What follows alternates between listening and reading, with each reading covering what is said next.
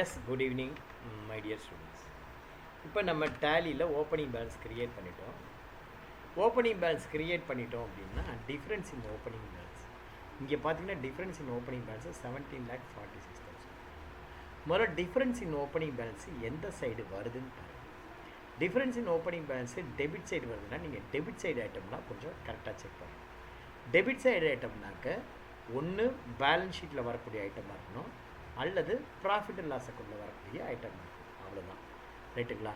So இப்போ debit side item மாத்திரம் 1 by 1 நீங்கள் செக் பண்ணிகிட்டே வரலாம்.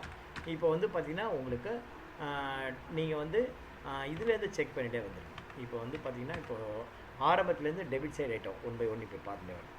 இப்போ வந்து பார்த்திங்கன்னா ஷோலிங் இன் ஒரு ஃப்ளாட் ஃபிக்ஸட் அசட்ஸில் 69,81,100 அப்படின்னு இருக்குது. இங்கே வந்து பாருங்கள், இங்கே வந்து பார்த்திங்கன்னா 69,81,100 கரெக்டாக இருக்குது. அடுத்தது பார்த்திங்கன்னா investment in partnership firm, trade investment 2 இருக்குது. இப்போ இன்வெஸ்ட்மெண்ட் இன் பார்ட்னர்ஷிப் ஃபர்ம் எவ்வளோ இருக்குன்னு பாருங்கள். Investment in partnership firm, investment, trade, இது வந்து பார்த்திங்கன்னா 28,58,232 இருக்குது. இதை போய்ட்டு ஒரு என்ட்ரு கொடுங்க.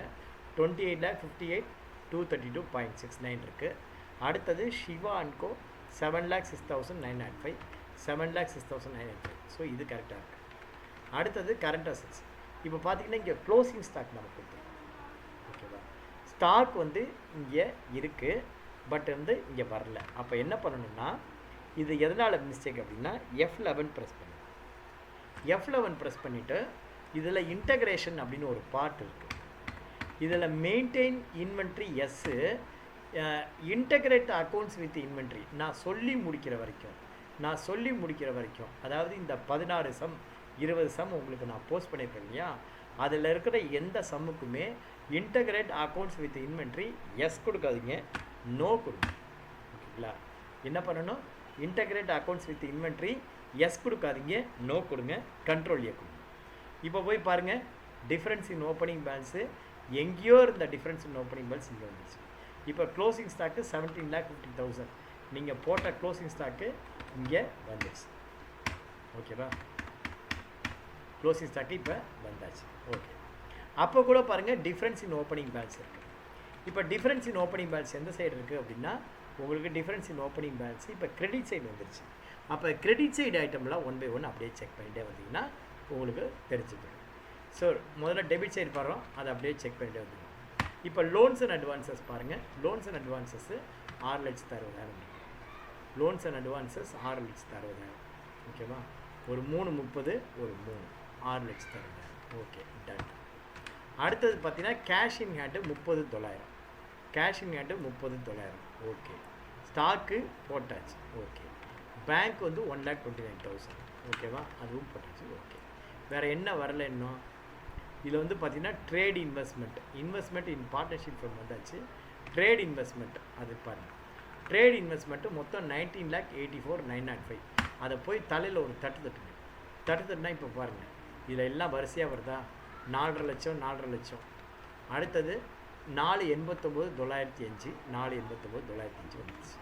அடுத்தது 2,75 ஹெச்டிஎஃப்சி 2,75 வந்தாச்சு. இதுவும் வந்துடுச்சு. அப்படியே டிக் போட்டு. அடுத்தது 95,275 375, 95,275 வந்துடுச்சு, 375 வந்தாச்சு. Right, okay. அடுத்தது 10,000 15,000 வந்துடுச்சு, 10,000 வந்தாச்சு. ஸோ இதில் இருக்கிறது எல்லாம் வந்தாச்சு. இன்வெஸ்ட்மெண்ட்டு எல்லாம் சேர்ந்து வந்துடுச்சு. ஓகேவா? அப்போ அசட் சைடு எல்லாமே வந்தாச்சு. அடுத்தது பார்த்திங்கன்னா ப்ராஃபிட் அண்ட் லாஸ் அக்கௌண்ட்டில் டெபிட் சைடு வேணும். அதில் ஸ்டாக்கை தவிர பாக்கி எதுவுமே டெபிட் சைடு இல்லை, அதனால் விட்டுருங்க. இப்போ கிரெடிட் சைடு பாருங்கள். கன் அண்ட் கேபிட்டல் எவ்வளோ இருப்பாங்க? கன் அண்ட் கேபிட்டல் கிரெடிட் சைடு வந்து ஆரம்பத்துலேருந்து வாங்க.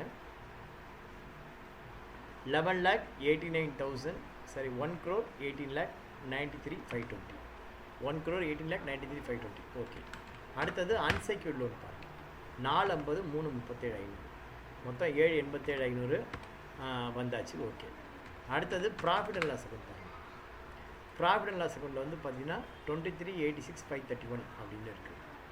ஓகேவா? ப்ராஃபிட் அண்ட் லாஸ் அக்கௌண்ட்டில் அப்போ இருக்குது. ஸோ அப்போ profit and loss account credit side போய் பாருங்கள். இங்கே வந்து பாருங்கள், டிஃப்ரென்ஸ் வந்து 3499. சரி ரைட்டு, இங்கே தான் இருக்குது. 1 by 1 அப்படியே செக் பண்ணுங்க. கிரெடிட் பேலன்ஸ்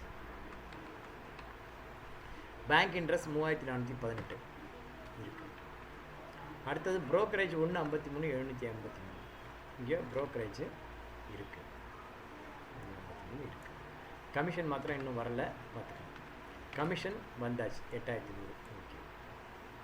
அடுத்தது பார்த்தீங்க அப்படின்னா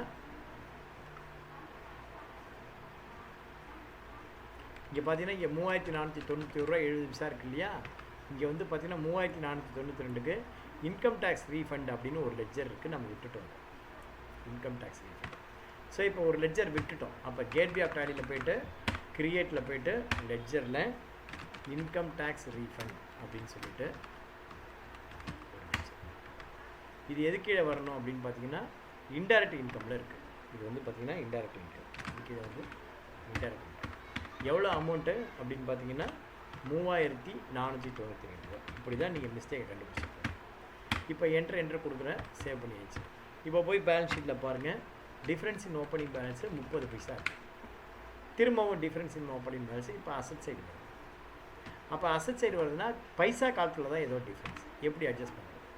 இங்கே ஏதாவது பைசா காலம் எங்கெல்லாம் இருக்குது, எல்லா பைசா காலத்தையும் செக் பண்ணுங்க. டெபிட் சைடு இருக்கிற பைசா காலம் இப்போ கணேஷனுக்கு வந்து 69 investment in partnership.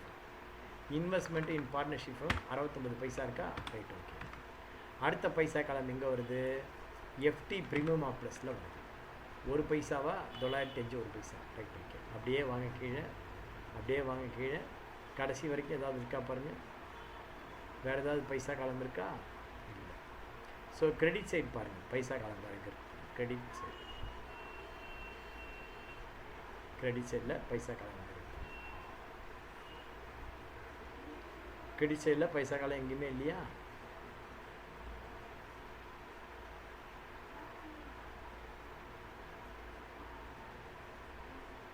So credit சைடில் பைசா காலம் எங்கேயுமே இல்லை. ஸோ எக்ஸல்லேருந்து எடுத்ததுனால இது எதையாவது ஒரு சின்ன மிஸ்டேக்ஸ் எதாவது இருக்கும்.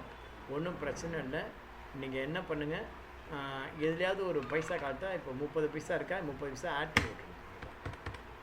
இது வந்து 31 பைசா அப்படின்னு போட்டுருங்க. இதுக்கு வந்து பார்த்தீங்கன்னா என்ட்ரு கொடுத்து இங்கே வந்து கரெக்டாக தான் இருக்குது. எக்ஸலில் ஏற்பட்ட மிஸ்டேக் அது. இந்த 1 பைசாங்கிறத 31 பைசா அப்படின்னு போட்டு இதை அட்ஜஸ்ட் பண்ணுங்கள். இப்போ போய் பாருங்கள், டிஃப்ரென்ஸ் இன் ஓப்பனிங் பேலன்ஸ் கிடையாது. ஸோ தட் இந்த மாதிரி நீங்கள் மிஸ்டேக் இருந்ததுன்னா இந்த மாதிரி தான் நீங்கள் ரெக்டிஃபை பண்ணணும். என்ன பண்ணணும், ஒரு பக்கம் ட்ரையல் பேலன்ஸ் எடுத்து வச்சுக்கணும், இல்லை ட்ரையல் பேலன்ஸை கையால் எழுதி எடுத்து வச்சுக்கணும். இன்னொரு பக்கம் வந்து பார்த்தீங்கன்னா balance sheet P&L 1 by 1 ledger wise பார்க்கணும். லெட்ஜர் வைஸ் பார்க்க ஆர்டிஎஃப். ஒன்று இந்த மெத்தடு ஃபாலோ பண்ணலாம், அல்லது gateway of Tally display trial balance RTF. இந்த மெத்தடு பார்க்கலாம். இந்த method gateway of Tally display trial balance RTF, அந்த மெத்தடில் பார்க்கலாம். அந்த மெத்தடு பார்க்கும்போது உங்களுக்கு ஏதாவது குரூப் இருக்குது அப்படின்னு பார்த்தீங்கன்னு வச்சுக்கோங்க, நீங்கள் வந்து ஷிஃப்ட் என்டர் கொடுக்கணும். ஃபார் எக்ஸாம்பிள் இப்போ இன்வெஸ்ட்மெண்ட் இன் அது கீழே ஏதாவது இருக்கான்னா shift enter, investment in partnership shift enter, அதே மாதிரி trade investment shift enter. So இந்த மாதிரி நீங்கள் எதுக்கெல்லாம் குரூப் இருக்கோ அதை வந்து டீப்பாக பார்க்குறதுக்கு ஷார்ட்கட் கீ ஷிஃப்ட் பட்டனை அழுத்திட்டு என்டர் கொடுக்கணும். ரைட்டா? ஷிஃப்ட் பட்டனை அழுத்திட்டு என்டர் கொடுக்கணும். அந்த மாதிரி கொடுத்தீங்கன்னா உங்களுக்கு தெரியும். ஸோ எதுக்கெல்லாம் குரூப் இருக்கோ அதே மாதிரி ஷிஃப்ட் கொடுத்து என்டர் கொடுத்து இதுக்கப்புறம் இந்த மாதிரி டெபிட் கிரெடிட் பார்த்துட்டு இப்போ இந்த ஸ்டேட்மெண்ட்டையும் இந்த ஸ்டேட்மெண்ட்டையும் நீங்கள் இந்த மாதிரி நீங்கள் கிரெடிட்டோடையும் டெபிட்டோடையும் செக் பண்ணி கரெக்டாக இருக்கா அப்படிங்கிறத நீங்கள் கன்ஃபார்ம் பண்ணிக்கணும். பட் நீங்கள் இந்த மாதிரி டேலியான டெபிட் பேலன்ஸ் கிரெடிட் பேலன்ஸ் ஸ்டேட்மெண்ட்டை வச்சுட்டு இப்படி செக் பண்ணிக்கலாம். பட் நான் இதுக்கப்புறம் கொடுக்க போகிற அந்த 20 சம், அந்த சம்முக்கெல்லாம் வந்து பார்த்திங்கன்னா நாம் தான் வந்து புரிஞ்சு போட்டுக்கணும். கிளியராக புரிஞ்சு போட்டாங்க. ஓகேங்களா? நன்றி, வணக்கம். கிளாஸ் முடிகிறது. தேங்க்யூ.